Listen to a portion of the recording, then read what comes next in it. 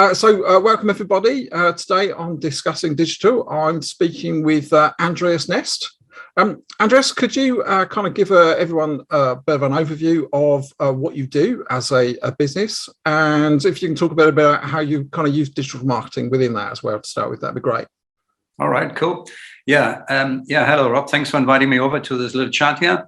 So my name is Andreas Nest. I'm a business coach and mentor. And what I do is I help business owners move their business to the next level. Now, imagine that in the evolution of every business, there comes a stage when a business owner hits a ceiling, a glass ceiling, where they don't know how to grow the business any further because they spend a lot of their time working in their business rather than working on their business.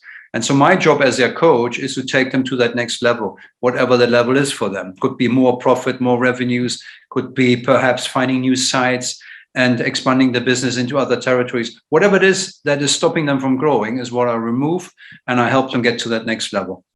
In terms of my digital marketing, I do a few things. I'm very active on LinkedIn. I have a lot of connections, and I communicate with those connections on a regular basis. What I also do is I've done a lot of interviews, shot a lot of interviews with interesting business owners who had an interesting journey. And so the reason for that is very simple, that when I looked at other posts on LinkedIn, for example, it was all about, let's do a poll, did you get out of bed with the left leg or the right leg today? And what does it mean for your day? And I found that all a little bit boring. And so I thought, what is it that I find interesting? What is it that I find to watch? And I always enjoyed watching chat shows, when you got, somebody interviewing somebody and asking them, what was your journey like? How did you get to that point in your life? And I found it really inspiring and interesting. So I thought, why don't I do the same with business owners? And I asked them about their journey, find out how they arrived at that point in their life. What were the struggles, the challenges that they came along? How did they overcome them and turned it to what it is now, hopefully a successful business? So during these interviews, it then became apparent that a lot of the challenges were very common, and there was different solutions to these challenges, which I found really interesting. And so that's why I did a lot of interviews, and they get good views. They get people kind of entertained as well.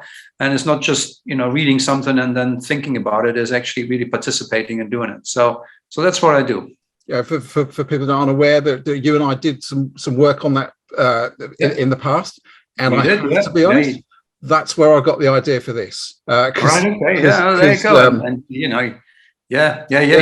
did all the editing, didn't you? You did all the editing and the fine tuning of them. So thanks for that. You did a great job. No, it's a pleasure. But like I say, as you say, the content in them is really good, really well worth listening to and watching.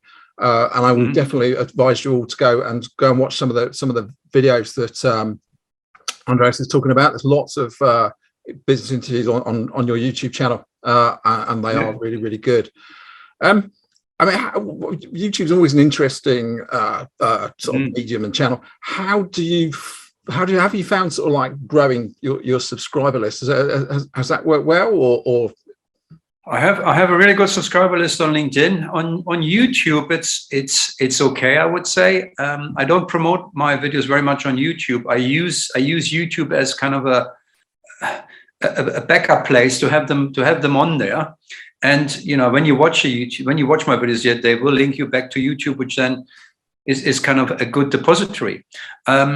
I find it good because they're easy to access. You don't have to, if you're trying to download a video that's longer than 5-10 minutes onto LinkedIn, it will not let you. It's too big. The data is too much. And so you're always better off downloading it into your YouTube channel and then using that link to put it onto something else, in my opinion, okay? So yes, I find it interesting. I have a few subscribers on there. I'm not promoting it very much as its own little channel. Like I said, it's more depository for me. I mainly put all these onto my Facebook page, onto my LinkedIn page, and onto my website. That's what I use it mainly for. So let's talk a bit about LinkedIn. So you said you've got a lot of good followers there. So do you post regularly? Do you have any kind of particular pattern to how you use LinkedIn? I've tried various different patterns. I was even a member of a pod at some stage, but I found it a little bit too restricting. And there was a certain time when we had to post and it got a little bit too much, and I got bored with it. And then I thought, you know what, I don't want to do that. I'm trying to post at least once a week, something that is of interest, mainly, hopefully, one of those videos. Sometimes I do other stuff that I come across that I find interesting that I share. I always do that.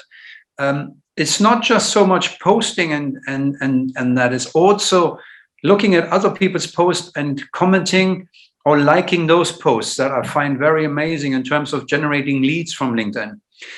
You can post all day, but if nobody's reading your post and nobody is interacting with you, you've got actually nothing to show for it.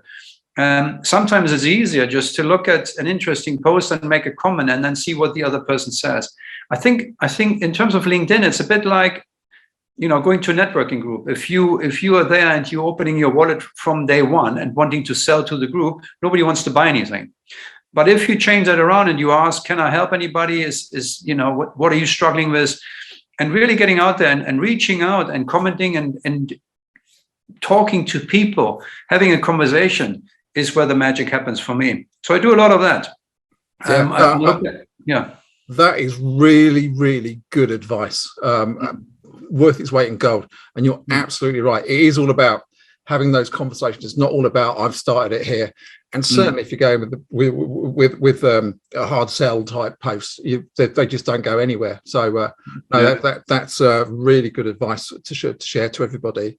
And talking about posts that are of interest, I know when I asked you to kind of, if there are a couple of things you'd like to share in particular, you sent two over, which were really fascinating. So one was that you was a COVID ambassador locally. I was. Somebody nominated me last year as a COVID. I think I called it an ambassador, which was I helped out during COVID.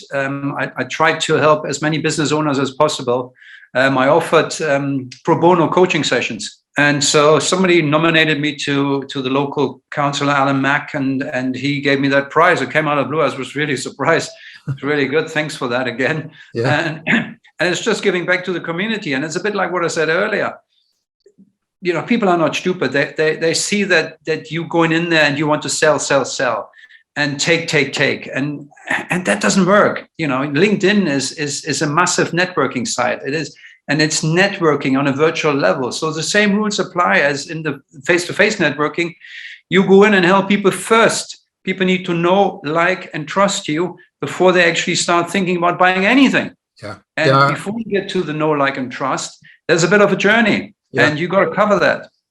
No, I think that's absolutely right. I mean, so another networking meeting a few weeks ago, when I was asking about what sort of advice would people, someone went, show somebody how you can get a sale straight away on digital marketing. And it's like, but it's not about that. Really, it's another marketing tool. It's a part of your arsenal, but it is all about actually, this is how you, as you say, meet, like, no trust. That's the best way, I think, of using digital marketing. So absolutely. And you need to create that with your digital marketing. People need to know about you, and then they need to start to like you. Okay. Yeah. And when they start liking you, eventually, after a while, and it's not intermediate, it takes a bit of time before they trust you. And when they trust you, then they will ask you about your products and your services. And eventually they will buy from you. You don't have to do any selling at all. People will buy from you if you take them on that journey. Yeah. And that's how I always done it. And it seems to work. Earlier on, you mentioned as well that you share your videos on your website.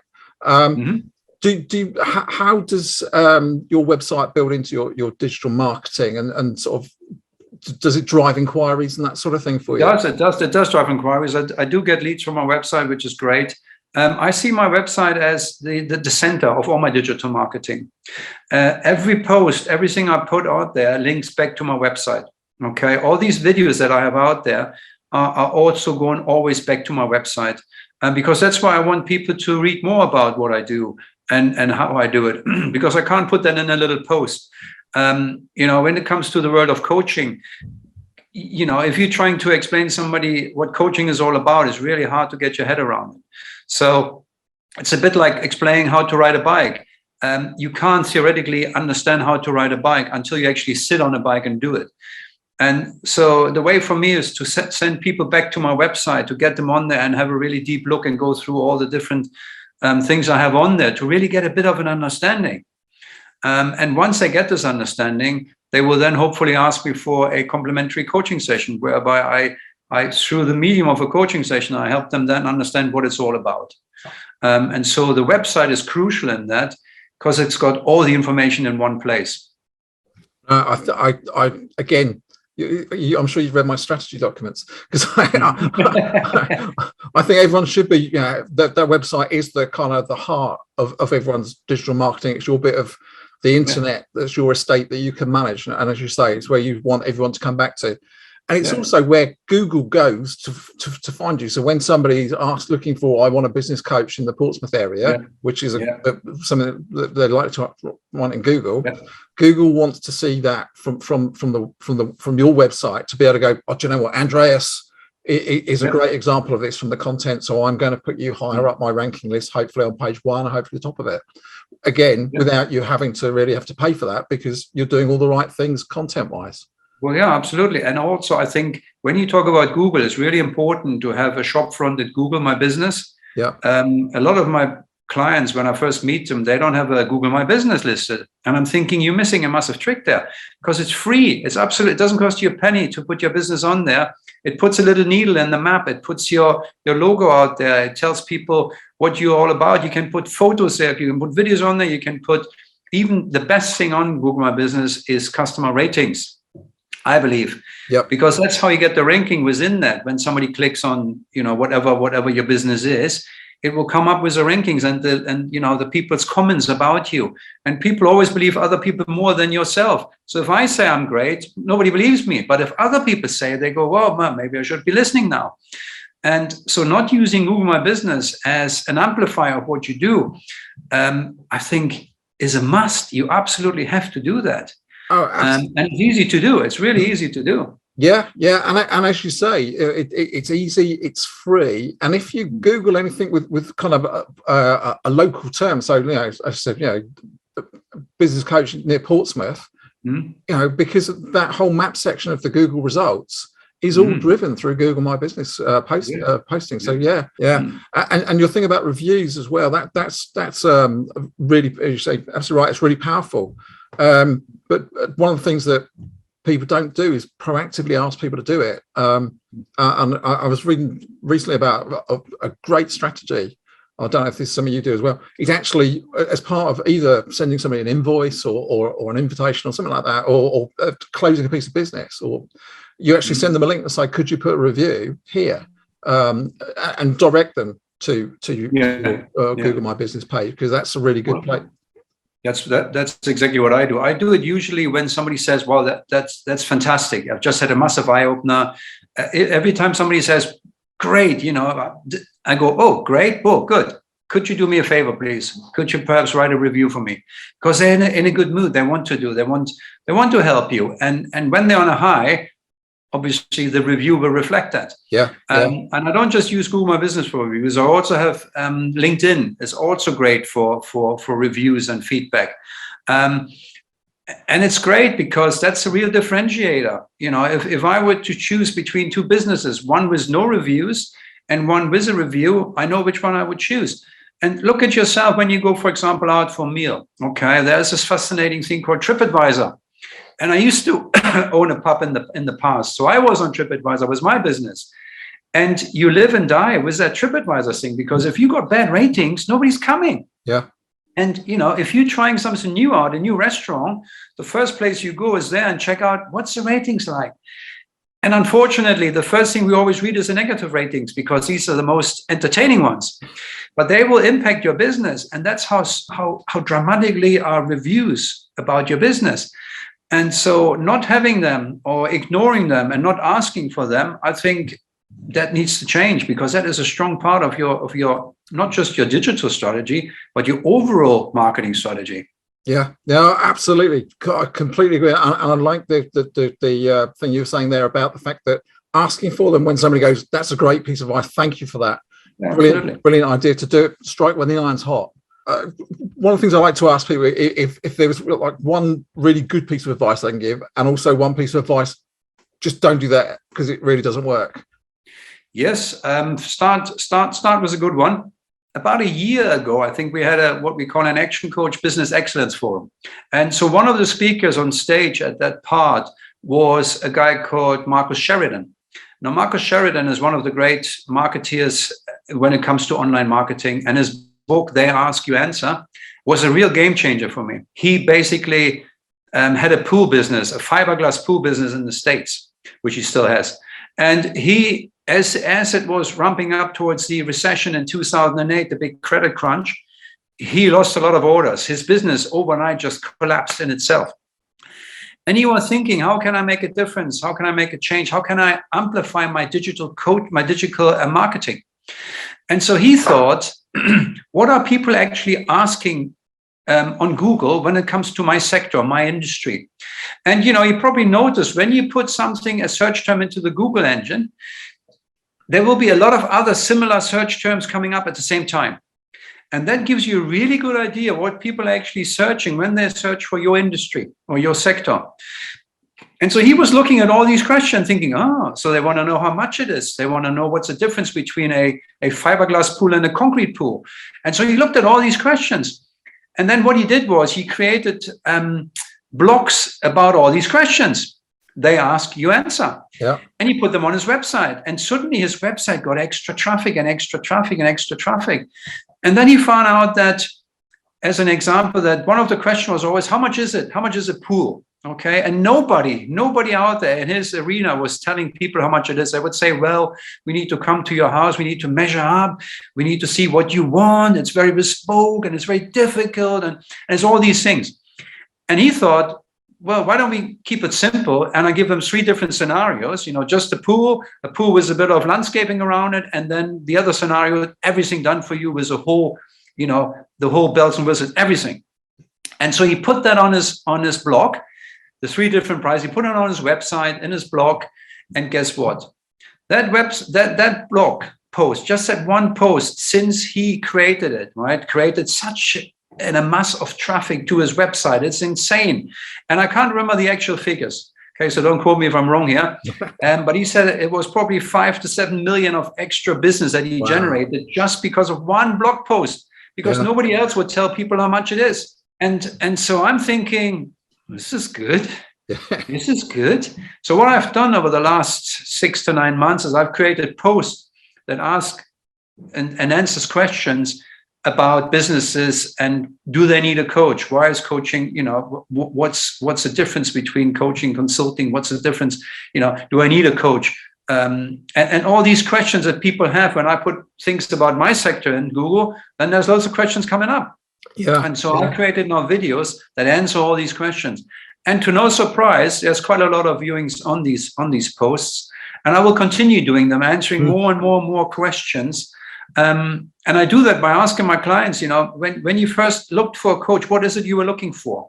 And they all have different answers. So I'm going to have eventually, hopefully, a little video about all these questions. And so it's been a massive game changer in my head. And it's helped me create more content and hopefully boost up my rating on Google as well. Just from that research, seeing all the different things that Google answers that are related questions, and providing answers for them, so you can actually start to kind of be part of those answers. That's brilliant advice. Because here's my second bit of advice, if you may say so, about what not to do. A while ago, I engaged a digital market agency, and we agreed a certain amount of money every month that they would use into Google Ads. Okay. And so for the best part of 12 months, we were trialing and testing different keywords, different key phrases in terms of how to create leads for business coaching. And I tell you what, 12 months later, we still hadn't found the right words. I never received, I received one lead in 12 months for quite a substantial investment, because we just couldn't get it right. It was so difficult to get traffic and to understand what people actually really searching for and what would it make them click through to your website and actually reach out. Okay. Because it's not just good for people to get onto your website. They actually need to click through and reach out to you. Either pick up the phone or fill in your form or somehow get in touch. Other than that, what's the point? And so if you are out there and planning to want to invest loads of cash into Google Ads, you have to really, really do your homework first. Yeah, no, that's great. I mean, you have given so much great advice today.